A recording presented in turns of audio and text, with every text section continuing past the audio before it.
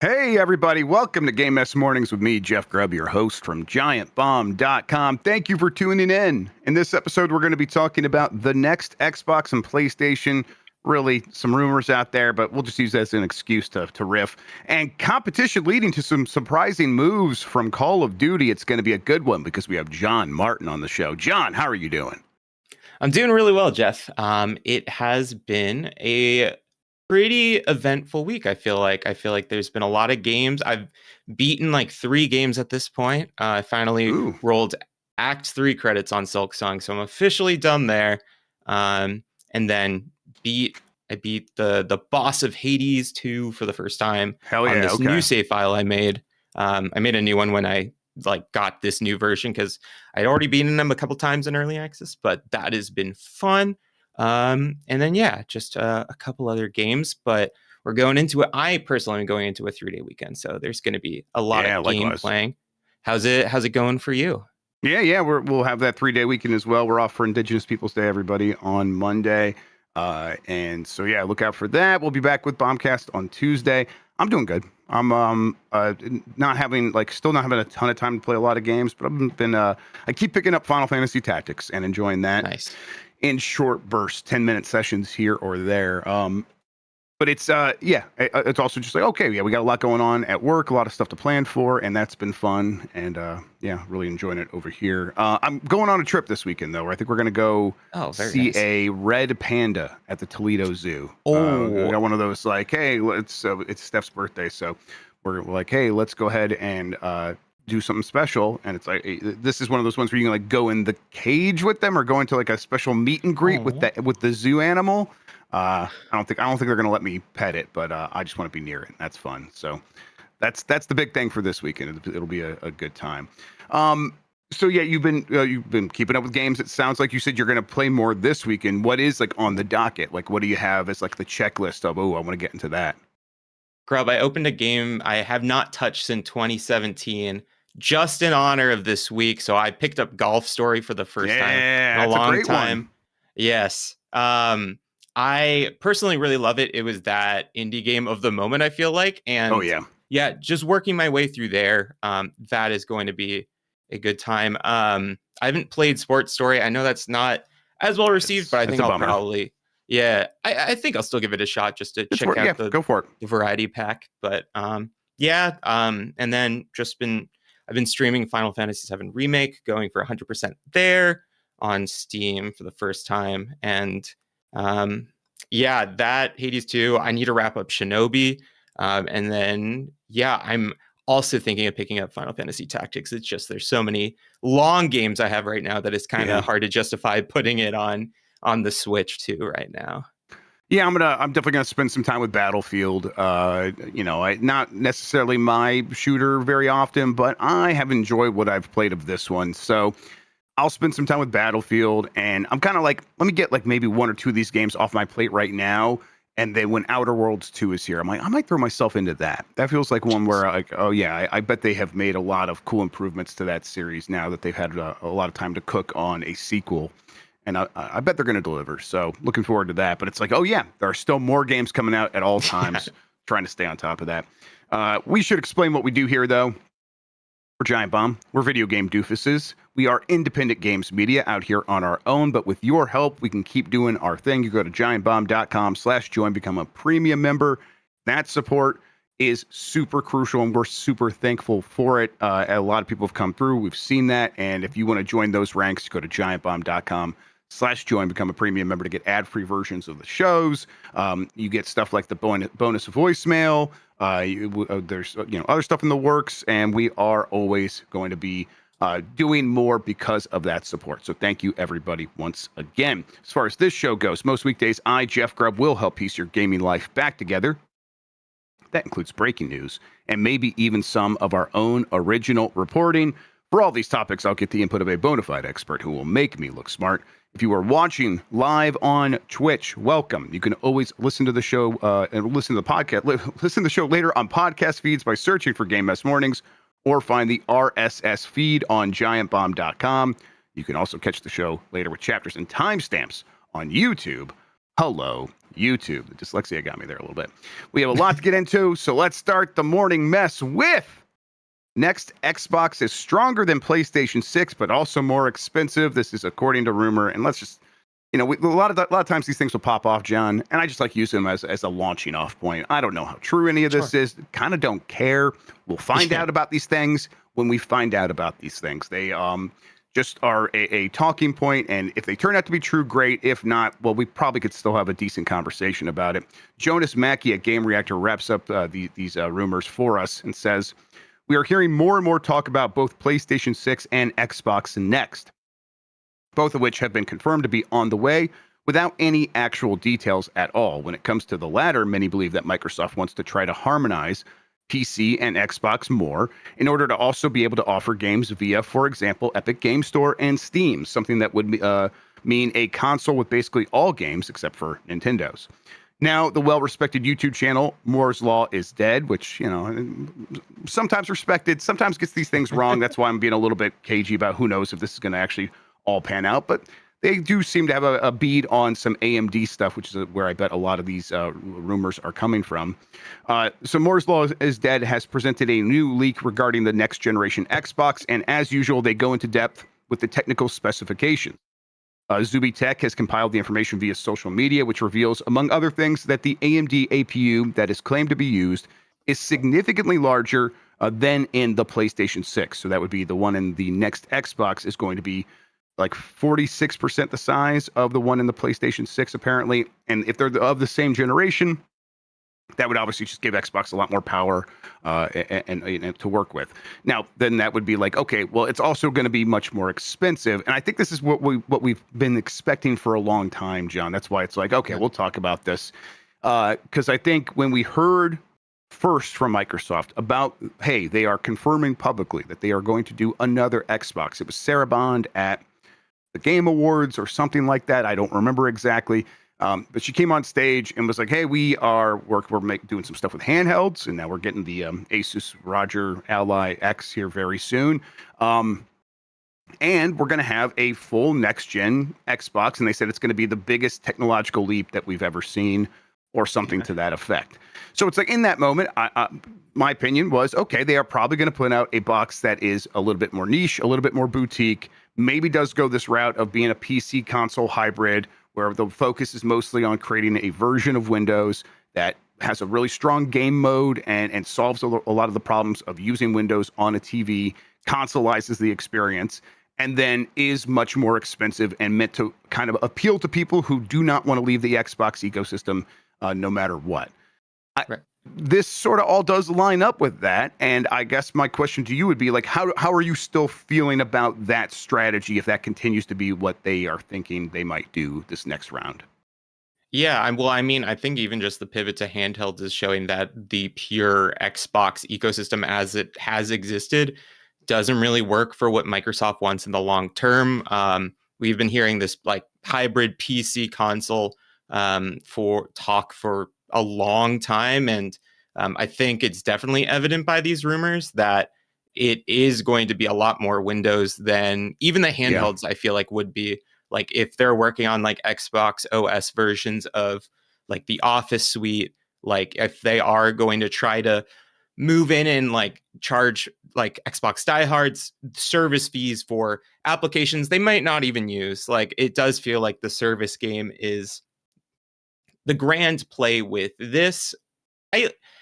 And I think that's okay. I think there is that niche of like, hey, I have my Steam Deck. I don't really want to mess around with building a PC or even buying a PC. Xbox is a brand that I know. I will be able to rely on their different help desk, tech office lines to like kind of suit your purposes. And it's weird. Like I think it's a smart move for them, but it's not what I'm necessarily like excited for. It just kind of strips the personality out of the brand that has existed for so long and is kind of just, hey, we're a tech product. You can put us on Best Buy shelves in between pre-built PCs and we'll fit perfectly there for you.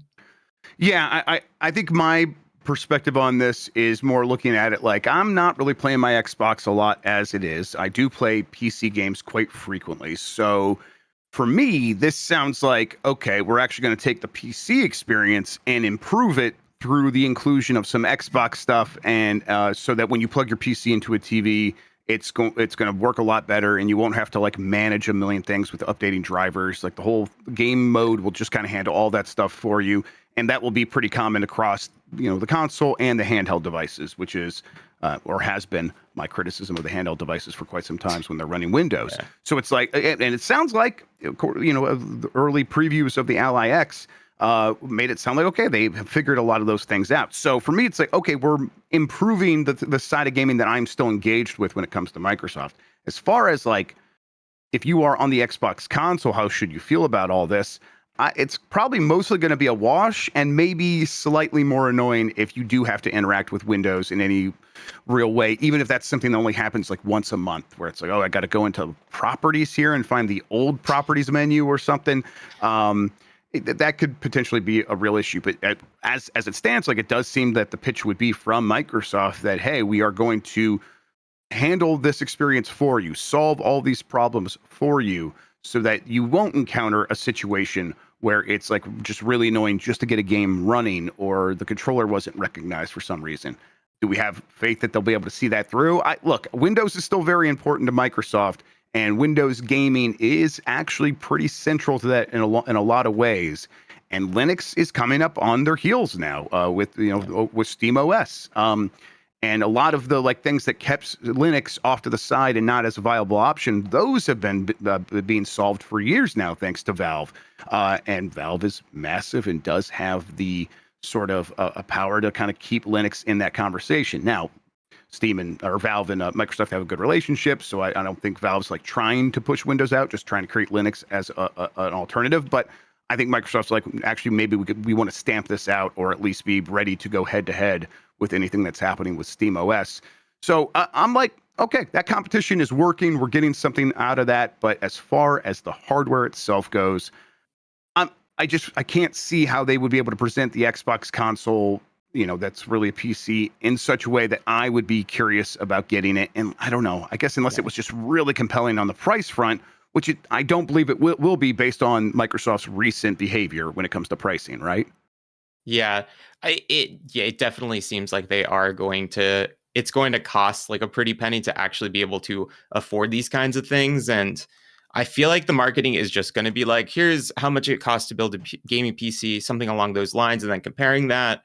But yeah, for me, like the flexibility of the platform is going to be the most important thing. Like if I can just load all of my Steam games, if I can load all of my Xbox games, I think that would be good for Xbox, but I don't know. I've been kind of doom and gloom on Xbox lately ever since like the huge layoffs earlier. So I'm like almost always just assuming the worst out of every given situation with Microsoft at this point. I mean, that's like the safe position, right? Because we kind of always end up back here where it's like, oh, Microsoft dominating the news cycle for a week or two at a time, and it's all the terrible things that have happened, whether it's Redfall being miserable or anything else. Yeah, it's safe to assume the worst, I think, when it comes to this company. Sean points out that Gabe actively hates Microsoft and Windows. He might. I remember him popping off when it was when the acquisition of Activision was happening, and Gabe like himself came out and was like, hey, no, we trust Microsoft. We don't think that they would do anything that would make things worse. And it's like, man, why is Gabe going to bat for Microsoft? And I think it's because Microsoft and them have been having conversations like over and over again, and they want to stay on friendly terms. But I will say, like, anytime I think of Gabe right now, I do think like, listen, he's not like, we're not at risk of losing this man anytime soon. But Valve is a private corporation. We gotta figure something out here for what happens when we do one day lose Gabe Newell, and like we have to. I just don't want Saudi Arabia or Tencent to come in and buy Steam. We have to protect it. Maybe make it a public good. Can the state buy it? Can we collect our money together, everybody, and do something here? Gabe, please, can we figure this out? Like, just I would really appreciate that. I get worried, John. I don't know. Yeah, we should definitely set up like a Ko-Fi to like actually Yeah. be able to afford this in the future. Gabe is literally living in like the country equivalent of a ranch. So it definitely looks like he is in his later years, but I mean like what a run. Yeah, everything being gobbled up has been a lot. It's been very stressful looking at game news all the time and seeing what happens like to just every company that is victim to one of those big mergers or acquisitions. Yeah, I mean, Steam has kind of been that safe haven in the dark as prices have been rising. Steam has been that constant and has been that way to cheaply game Or even like legally. to have And a chance to like release a game and sure, most games do fail, but it still feels like you have a better shot of like making a traditional style indie game and having it find some audience on Steam as opposed to anywhere else. Where I know, I guess maybe there's some exceptions, like the first year of the Nintendo Switch and your golf story, and you pop off there. yeah. But that's like the one other platform where indie games really have a chance to sort of just make things work. I don't know. We'll see. I think, I guess we talked about the Xbox side of this. Another way of looking at this is the PlayStation 6 won't be as Right. powerful as its main competitor. I do not think that is a concern at all, John. How No, about you? no, definitely not. I mean, PlayStation is that like in the like the 80s, like how Nintendo was the like euphemism for just all video games as a whole. Like PlayStation is kind of synonymous with that hardcore gaming audience. People have grown up with that. And people will pay whatever it is. We've seen that kind of time and time again. Um, but I don't think they should be going for that highest end market as much as they want to see themselves as a premium. I think the flexibility Right. and the creativity behind those big budget games they want to make sure like as many people can play them as humanly possible. And like games, granted, we've had a bad string of Unreal Engine games, but games have been more and more scalable. It's not like we're going to see games get locked out of the PS6. Hell, that's probably going to be the target platform as PlayStation has kind of been for the past few Yep. generations anyway.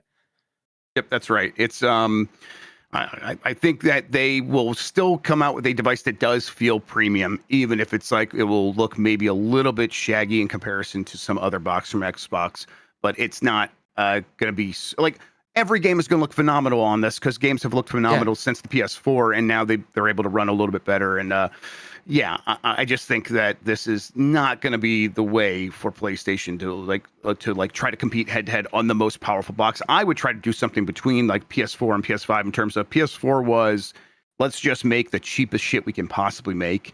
And Yeah. and then the PS5 was like, let's kind of go out there and like make sure that we have some pretty good cutting edge tech. People are really invested in consoles still, and I think do something that is just incredibly well engineered so that when you need to like save money on the production, you have some options available to you.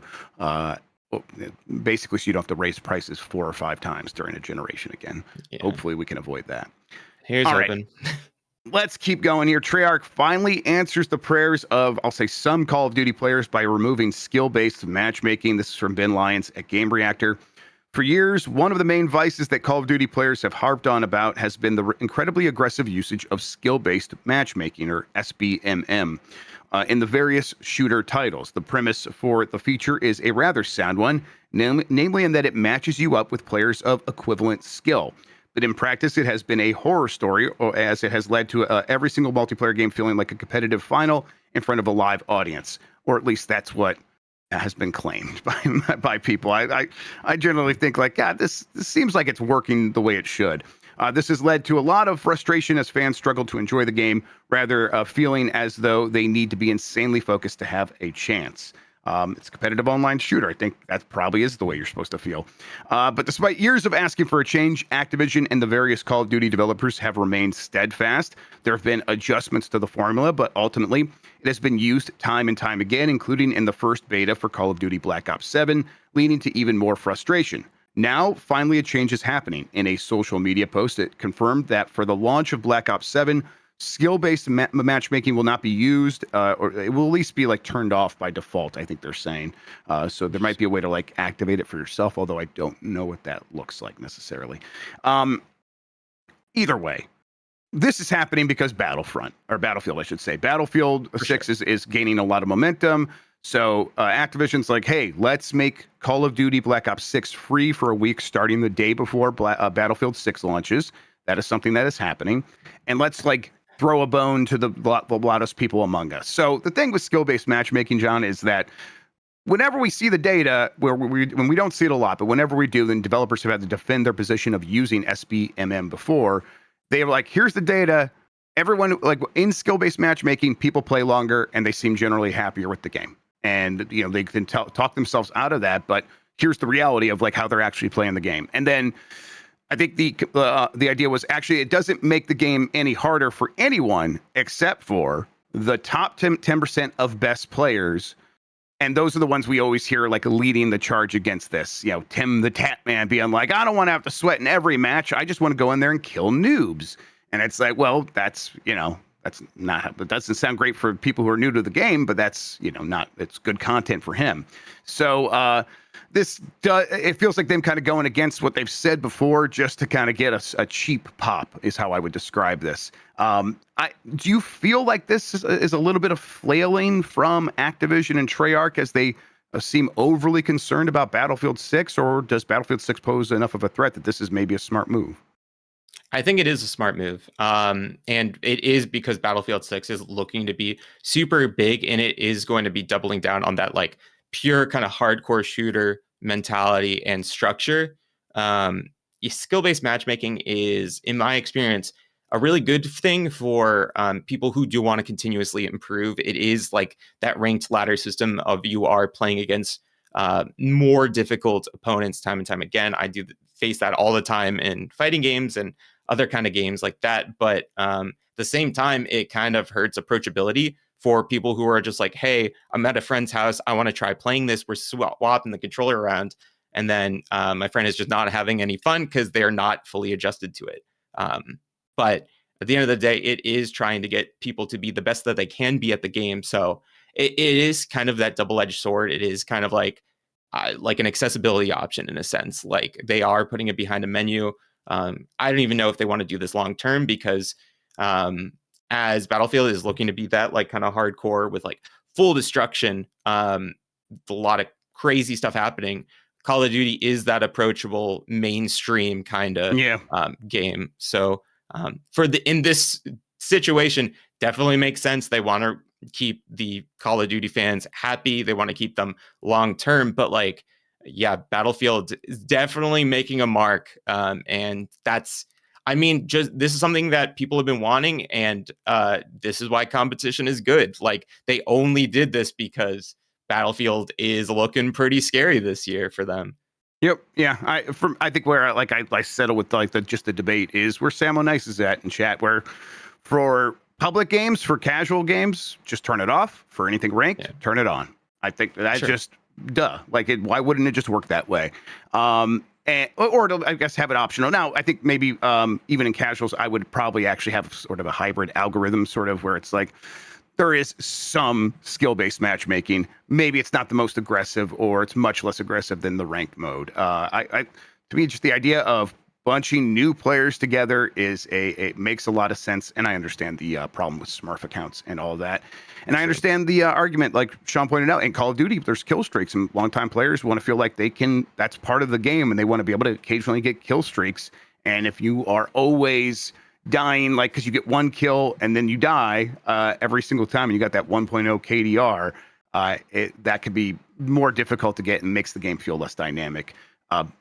But I actually don't buy the one thing that people do say where it's like they skew the numbers in their favor. I'm like, what? To what end? Like, why wouldn't they want to make the game that is as fun as possible? So if the data says without skill-based matchmaking, people will like the game more and spend more time playing the game, why would they not do that? Of course they would do that. They're doing the thing that that has probably been proven to increase playtime and keep people engaged. But I don't know, maybe there's some other conspiracy I'm missing there. Either way, I do think Battlefield 6 is going to light a fire. I don't know if it's really going to steal anyone's lunch here, but I think, at least for now, it'll offer a real strong alternative where people can feel good about, hey, let's go over here, try this out, and maybe that could be something where it's like it hurts this next Black Ops 7 game quite a bit, and then a year from now, is it still a problem for the next Call of Duty? Probably not, but every Call of Duty's got to be the biggest Call of Duty, so I get why they're like panicking a little bit. Yeah. All right, let's take a break. When we come back, plenty more headlines to get into. We also have the Bomb 12 to end the week. We'll get there eventually. For now, if you want to skip this ad, there's a premium audio version of the show. There's a premium video version of the show that does not have ads. You can go get that by going to giantbomb.com/join, become a premium member. We'll be right back.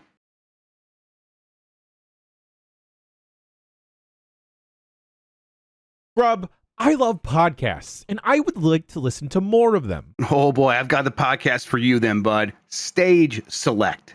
But Grubb, I have trust issues, especially with podcasters. Look, it's always important to be careful and safe about podcasters, but don't worry. Host Julian Titus and Justin Ham have over 16 years of combined podcasting experience, and the Stage Select is finishing up its second season at the end of the year. Holy smokes, what a pedigree. Tell me more, Grubb. Oh, what about a video game variety show where the hosts act as if they're performing for a live studio audience? Kind of like The Muppet Show. Do they have reoccurring characters, shenanigans, bits, and skits? Oh, baby, we got bits. We got skits. I love bits and skits. Is there more? The show is designed to be unexpected, Jan. They'll go to space, sometimes a surprise game show. Expect the unexpected. Space! Grubb, I'm hearing that episodes 41 and 59 are fantastic points to get a vibe of the show. Julian and Justin are fiercely independent and do this for the love of video games and podcasts? Oh yeah, they draw from the best, like the Giant Bombcast, Nextlander, Rebel FM, and No One Can Know About This. Well, Grubb, I'm glad I know about this podcast. That's Stage Select. Give it a listen. Bits and skits!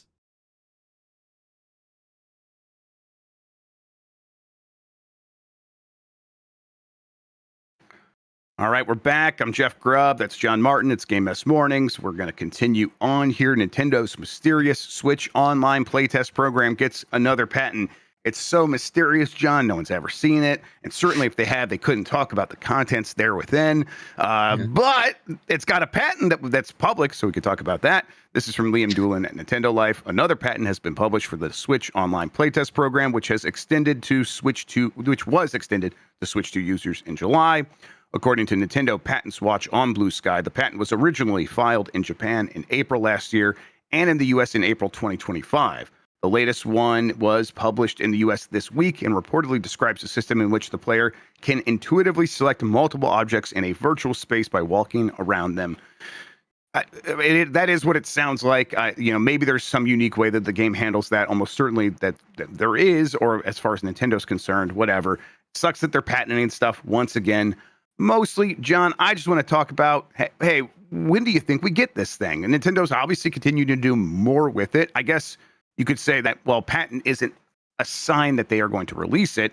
It's just a sign that they have some gameplay stuff that they like. But they have a full soundtrack for this game, as far as that we've been told. Like 40 plus tracks or something like that. It's got to come at some point, but I guess there's no guarantee it could come anytime soon. What do you think? It's very weird because I feel like we only get these kinds of stories like when they're about to like open the floodgates again to it. And still it's like the caginess is like kind of unnerving because I've been having fun with it allegedly, like anytime that I'm playing it allegedly. And like I do want to talk about it, but it's very bizarre that they have been so cagey on it. Yes. Like and we were talking about this before the show started, but like, is it going to be just like a random drop or is it going to fill a hole?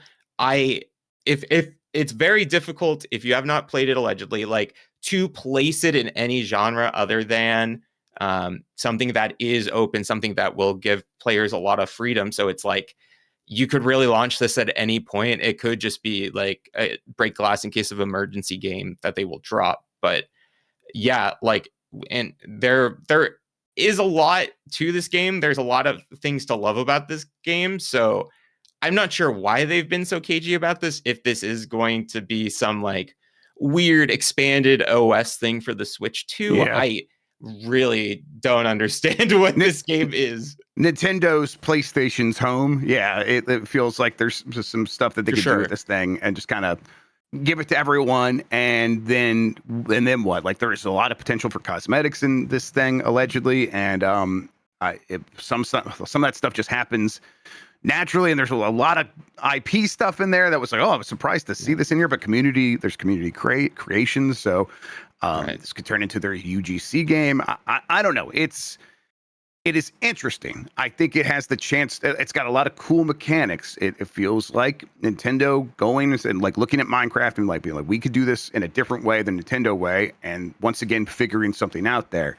I do wonder like what the hang up is, and not that there is necessarily some problem, but I wonder like what were they trying to suss out with those playtests? Were they trying to see like, oh, what's fun, or were they just trying to be like, hey, how do the online interactions work? It's probably a combination of all of those factors.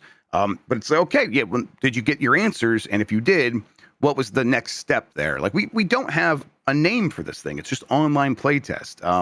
And we don't have really an idea, again, to go back to it, how they will release it. Is this going to be a free-to-play game? Is it going to be just something that does pop up in the OS, or a $60, $70 game? So it's so many question marks, and Nintendo could very well put this on the shelf and we never hear about it again as well, which wouldn't be that strange for them. Yeah, like looking at what they were talking about when they were talking about like, I forget exactly what it was, but on Donkey Kong Bonanza, they did something with like a Goomba that was able to like destroy terrain or something along the lines. Yeah. Just things we will never see outside of like the rare GDC talk.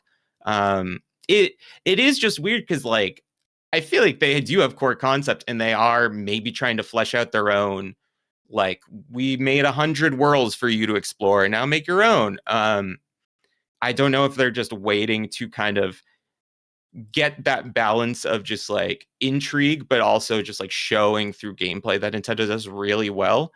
I don't know, man. It's bizarre. It kind of feels like they don't know what skin they should put over it, because like, you could do a Western. It could be like a lasso, like we see in the patent, or you could be in a construction building or something. It is very different. It could be an Astral Chain spinoff for all we know. Like we have no idea what's actually. Yeah, of course. You can see it in the character designs, allegedly. But yeah, it's kind of crazy. They did rip the models from Astral Chain, but actually, we shouldn't talk about that. But yeah, it's an enigma, man. I really don't know what to think about it. I enjoy it, but will other people get to enjoy it? I have no idea.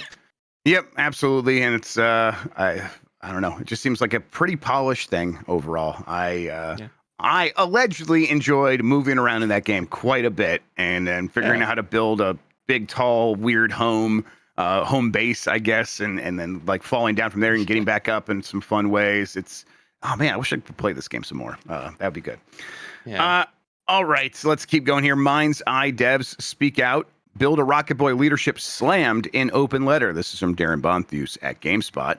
Dozens of employees and former workers at Mind's Eye developer Build a Rocket Boy have signed an open letter to the studio's leadership demanding a response to allegations of the staff being mistreated. Together with the game workers branch of the Independent Workers of Great Britain, the 93 Build a Rocket Boy employees and ex-employees have singled out studio leadership Mark Gerhard and former GTA lead developer Leslie Benzies.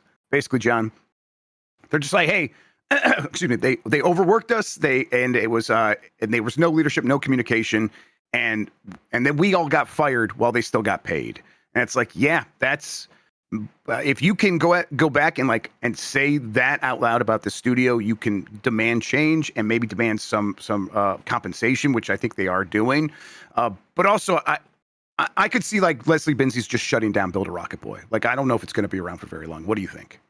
I 100% agree with that. It is, I think a big part of it that makes me really upset and sad about like the state of the industry, how we got here, is that there's examples of people using their name to build these awesome, incredible studios, being able to make incredible games like Tango Gameworks, like Shinji Mikami's like X thing, like made Evil Within, made friggin' Hi-Fi Rush. Like you can get some good examples of studios being built like this, but it does seem like on the West or the Western Hemisphere, it's just like that doesn't really happen as much. I feel like you're kind of making derivative work. And like, I respect everything they were going for in that game. Like, that is definitely, the developers had a vision for that. It just wasn't executed particularly well.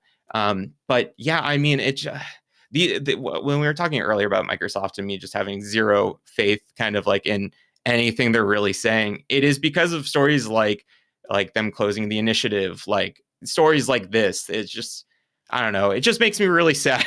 Like, I don't understand how this has been happening for so long. And like, it doesn't seem like there's a real way we can fundamentally change this part of gaming. Yeah, and it's annoying.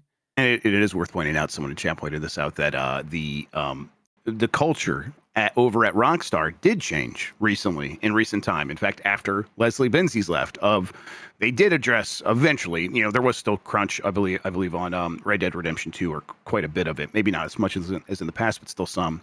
But that culture did change, and here it is for Build a Rocket Boy. The staff saying that there was like unconscionable crunch to get that game out, and yeah. All that was seemingly, to me, I guess I should say, my read on the situation was that was done out of spite of Leslie Benzies wanting to get his game out before GTA 6 launched. And yeah, that's not a way to run a studio. And of course, we can go back to various people from the leadership team there talking about being sabotaged by some dark forces, clearly suggesting that it was Rockstar that made their game bad or whatever. It is a delusional sort of thing that is happening over there, and I have to be one of those staffers that had to pay for that delusion. Had to be very frustrating. I hope this leads to something for the people that worked at this studio, because it doesn't sound like it was any of their faults. All right, next up. Skate Story finally gets December release date in new trailer. This is from Alex Hopley at Game Reactor. Finally, a game that isn't getting pushed into 2026. Devolver Digital and Sam Ing's Skate Story has given us a release date, and rather than throw itself into next year, it'll be grinding to its release on the 8th of December this year. That's right, everybody. Mike Minotti's birthday. There it is. Oh, heck yeah. Of course. You finally win something. Finally won for Mikey, yes. Skate Story follows a demon made of glass and pain who skates around hell after making a deal with the devil. That sounds stylish. It also looks incredibly stylish, has a really cool soundtrack to it. You'll roam across the world devouring the moons so you can pay off your debt. However, it looks like over the course of the game, we'll see that devouring a moon, which can have quite the negative consequences. I imagine it would be probably sort of a give and take with devouring moons. I always thought this game looked awesome, John, and I put it into a bucket of, it feels like it's never going to come out. So now that we have a release date, and it's like, okay, I can go back to being pretty excited about this thing. And I don't need it to be Tony Hawk. I don't need it to be Skate. I just needed to have cool movement and all of the style that we already saw in the trailer, and I'll be pretty happy. And it's Devolver, so I can rely on both those things probably being very likely. What do you think? I don't know. I remember the last time Devolver's delivered anything under a 7 out of 10 in like a long time. So yeah, this kind of seems like a slam dunk. This is a game that I have known about for a long time, just seeing it years ago, and then it has been kind of that story in the background. I do think I also got confused with Sports Story for a long time. Like, there was just a couple story games, but I think this sounds really cool. I think, correct me if I'm wrong, but I don't think Tony Hawk really had a lot of story outside the underground games. Is that right? Yeah, they started introducing characters that you could go up to and talk to in Tony Hawk's Pro Skater 4 and stuff like that. Oh, sure. But the underground games introduced more of a story, but nothing like those were all you're going to get revenge or join the skate team or whatever, or you're going to be part of Tony Hawk's Project 8 or whatever it was. This feels like using the act of skating to tell something more poetic, which I'm all for. This seems delightful, honestly. I just think the premise of a skater of all people is just made of glass bones and paper skin. Yeah. It just sounds like so much fun. I got to check out a trailer for this. This is the one thing I didn't get my eyes on before we started today, but it's definitely on the radar. It looks awesome. Yeah, it's got a great style. Yeah. A Minecraft movie sequel has been greenlighted for July 23rd, 2027. This is from Sophie McAvoy at gamesindustry.biz. Warner Brothers has greenlighted a sequel to a Minecraft movie, which is set to premiere on July 23rd, 2027. As Variety reports, Jared Hess will return to direct as well as co-write the screenplay with Chris Galletta. The film's plot and cast has not been disclosed yet, but Jason Momoa will produce the film alongside Mary Parent, Cale Boyder, Roy Lee, Eric McLeod, Kayleen Walters, and a bunch of other producers. Doesn't matter.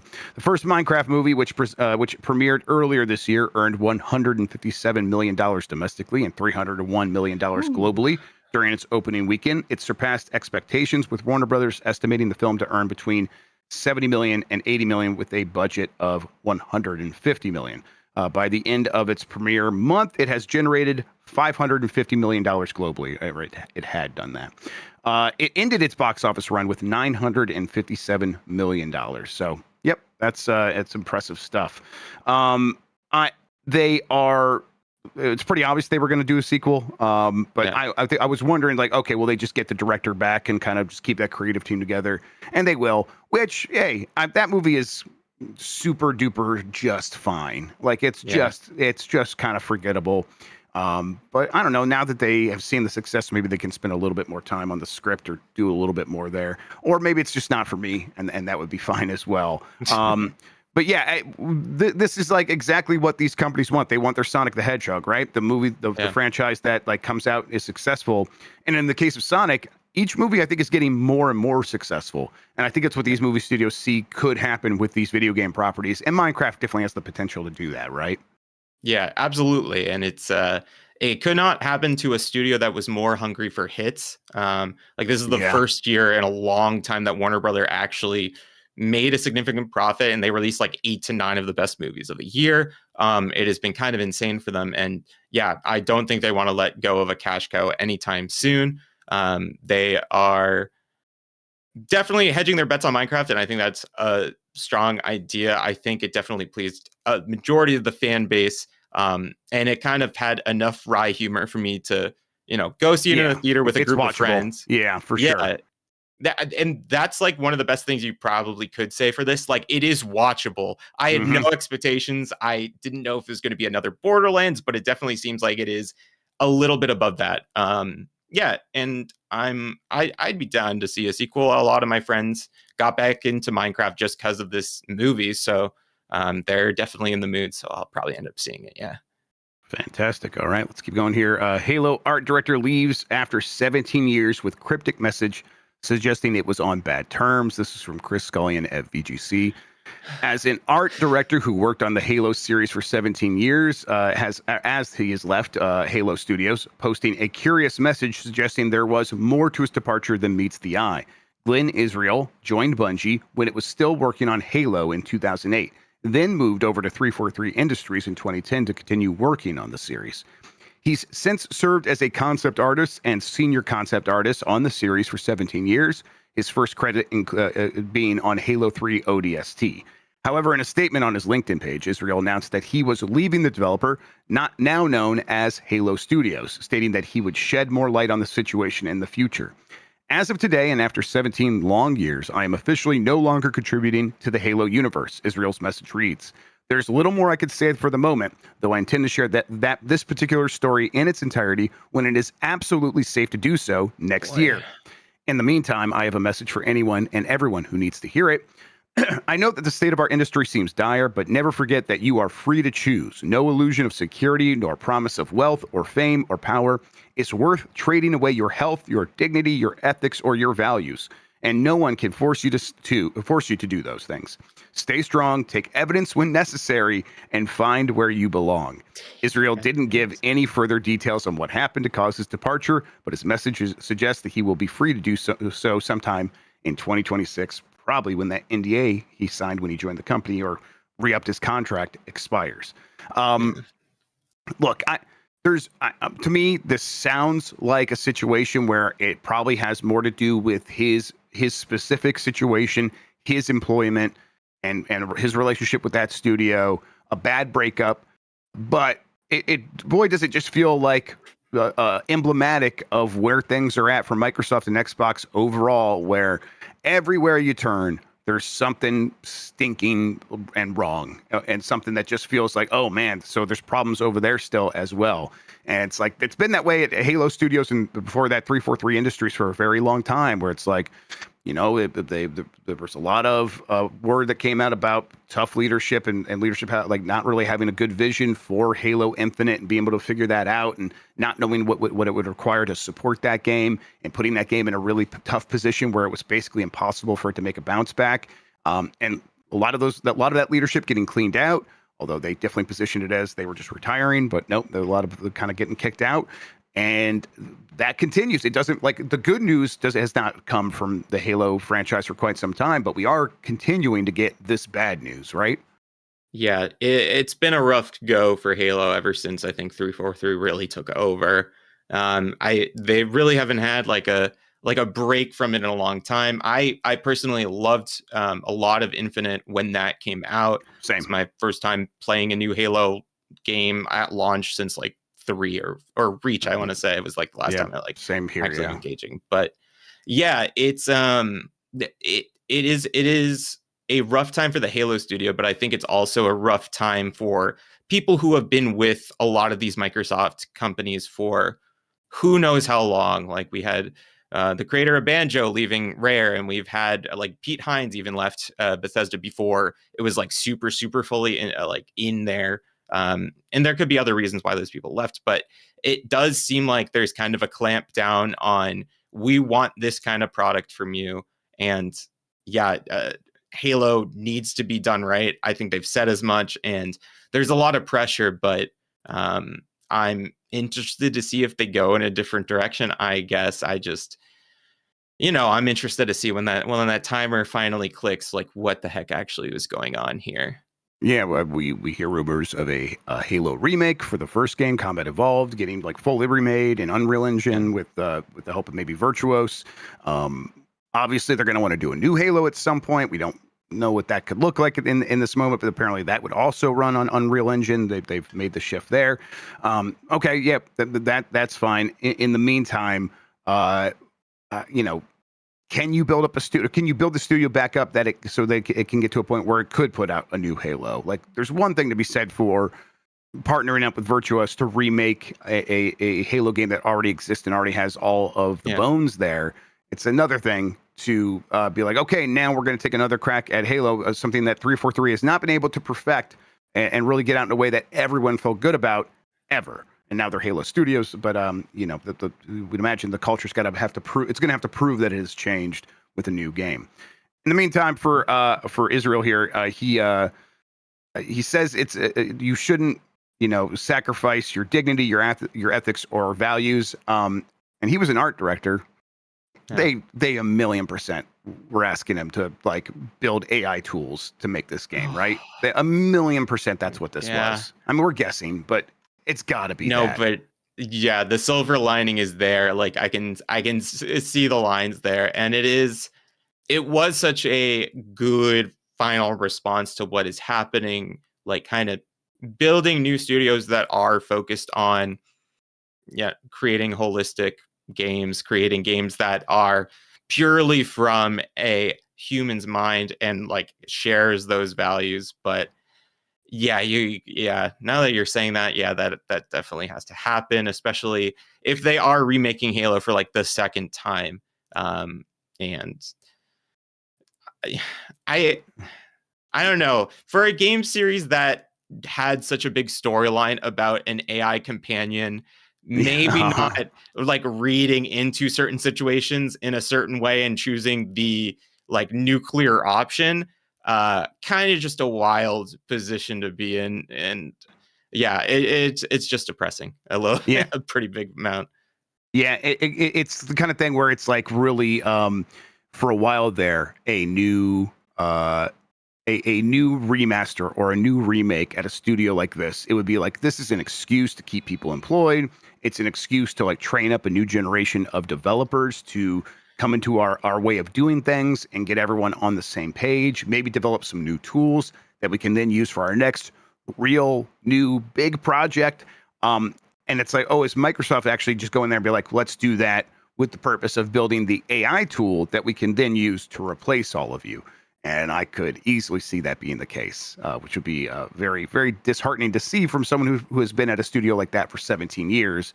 And I wouldn't blame him for getting out of there. Or maybe there's something more to it, but I bet when he comes out and talks about this in a year or so, and unless they pay him a bunch of money to be quiet, which it sounds like he's not going to take, we'll probably find out that it was something along these lines. Yeah, it's maybe they were even like pushing this announcement because there's been too many, like they were just reinforcing the NDA because there have been so many negative stories about Microsoft and they need a win or something. I don't know. Yep. And when the story comes out, we're going to be even deeper into the AI apocalypse. Like it is going to be even deeper, and then this will be kind of just another drop in the bucket. Definitely just pushing the message. One atrocity after another, for sure. All right, that does it for the headlines, everybody. Let's go ahead and go to the Bomb 12. Actually, you know what we got to do? We got to wrap up yesterday's poll. Let's do that first, and then we'll get to the Bomb 12. So here we go. Let me refresh that, get all the results here. All right. Who is your favorite video game golfer? That's right, everybody. It's time to wrap up golf week with some big respect. Your options were Wario, Craig Stadler, Tiger Woods, or the Golf Story Boy. I'm gonna vote for Golf Story Boy. I love him, and he was last place, 12%. Third place was 14% for Tiger Woods. Second place, 19% for Craig Stadler, and in the lead, the king of golf. We've always said it. 55% of the votes went to Wario, I should say. This is how he says his name. All right, there we go. So now we know who's the number one golfer of all time, and as expected, it was Wario. Yeah, just overall. Yeah. Yeah. Do you have a favorite video game, golf game in general, John? I mean, the easiest one for me is Toadstool Tour, or Mario Golf Toadstool Tour on GameCube. That was what I grew up playing before we even had any of the PGA games. That was just something we got immediately and just fell in love with that. I don't think there's been as good of a Mario golf game or just arcadey golf game since then. I think the 3DS one was kind of like the spiritual successor to that game, and then had that excellent online tournament mode. So I really like the 3DS one. All right. Yep, that's out of the way. We should probably give John a chance here to tell people where they could find you on the internet and what you have going on and all that good stuff, man. Yeah, appreciate it. You can find me on Blue Sky, Jon Martin. Kind of just there. Yeah. YouTube, I haven't changed my username yet, so that's jman0625. Or if you search Jon Martin, that's going to be the header anyway. Been streaming for the last couple of months now. I've been really enjoying it. It's been very fun. Probably going to stream at least 2 times this weekend, just because it is a long weekend. So that's going to be great. Other than that, I hope here in the future again. It's always a great time to do this with you, Jeff. Yep, absolutely. We love having you on. Really appreciate you showing up today. Let's see here. Bomb 12 time, everybody. Let's go ahead and make it happen. We have the results from a week of people submitting their games to tell us what really matters to people who are really playing games. Let me get the exact results right here in front of me. All right, let's go through it. Number 12 is Baby Steps. Number 11, Trails in the Sky, first chapter. Number 10, Super Mario Galaxy 1+2. Number 9, Baby Steps. Number 8, Absalom. Number 7, Megabonk. Number 6, Digimon Story Time Stranger. Number 5, Final Fantasy Tactics, The Evilise Chronicles. Number 4, Hollow Knight Silk Song. Number 3 is Silent Hill F. Number 2 is Ghost of Yotei. And number 1, still Hades 2. Dominant up there. Just kind of always, like, once again, it was like far ahead of everything else. Although Ghost of Yotei had a really strong showing. It was on last week's chart, but it was like one day of people being able to vote for that game because it had only just become available. So, I think that, Baby Steps is 9 and 12. Oh, I didn't fix that. Look at that. And I just said it. You know what? I stand by it, everybody. It deserves it. If you add it together, maybe that's even better than number 1 in a lot of ways. Maybe we'll get that fixed and take a look here. That's the Bomb 12 is always a work in progress, everyone, and maybe we just caught it between steps here. Ghost of Yotei, I think, also will just kind of continue to thrive. It just seems like it is very popular with a slightly more casual audience of like, hey, I just want a big video game that feels well made and it's a big adventure and I can get lost in, and it delivers on that for sure. Is it any chance you're going to play Ghost of Yotei anytime soon? Yeah, I mean, I'm kind of in the same boat as you and the other GB people, where it is going to be like a holiday break kind of thing. It is, and the reason why it'll probably be on the Bomb 12 and is just going to be adopted by a lot more casual people, like you said. It's just a big game, so you get a lot of bang for your buck. It's just going to be kind of like a passive game for me. Love the first one, and yeah, I think it is going to do quite well in the future. I also forgot to mention Silent Hill F. That's something I'm doing this weekend too. Completely forgot about that. My girlfriend and I, we've been passing the controller through that game, and it has been a very fun, very, very fun time. All right, I am updating the list. I think it might update live, so people might see it, Jan, if you're still on that screen. The new number 12, the corrected number 12, Uma Musume, Pretty Derby. There you go. The horse girl. The horse girl people have come through once again and saved it. I don't think it made the chart last week. In fact, I got a text message from a source being like, "Where's Uma Musume?" I'm like, "Look, man, relax. I'm sure it'll be back at some point." And here you go. I hope you're happy. All right, that's the Bomb 12. You can submit your game each week on giantbomb.com. I post a blog post that wraps up what happened on the Bomb 12 most recently. At the bottom of that blog post, there's a link to a form. Submit your game there. We will streamline this process once we get our new website up and running. But for now, this is the way it's working. I'll also post it on Blue Sky. You can find it on the Giant Bomb Blue Sky, things like that. We'll get the results of that next week on next Friday's The Bomb 12. For now, if you're hanging out with us today, we're wrapping up golf week. We're going to go out with a bang, Mario Golf here in a little bit. And then for UPF, it's golf with your friends. That's right. It's 4 words. That one has the ability to support very large online rooms, everyone. So we might open that up. We'll go in there and kind of see how it works, but it might be fun to see if we can get as many people in there as possible. So if you want to get ready for that for UPF, maybe come hang out with us. You're more than welcome to. Although don't go buy it because I said that, because of course it could always fall apart. Yeah, mount your golf friends, everybody. That's what we're going to be doing here pretty soon. No. All right, John, thank you so much for hanging out with me today and talking about video games, man. I really appreciate it. It's an absolute pleasure, Jeff. Thank you so much for having me. And thank you all for watching and listening. You are the best audience in gaming. Until next time, have a good one. Take care of yourself, and goodbye.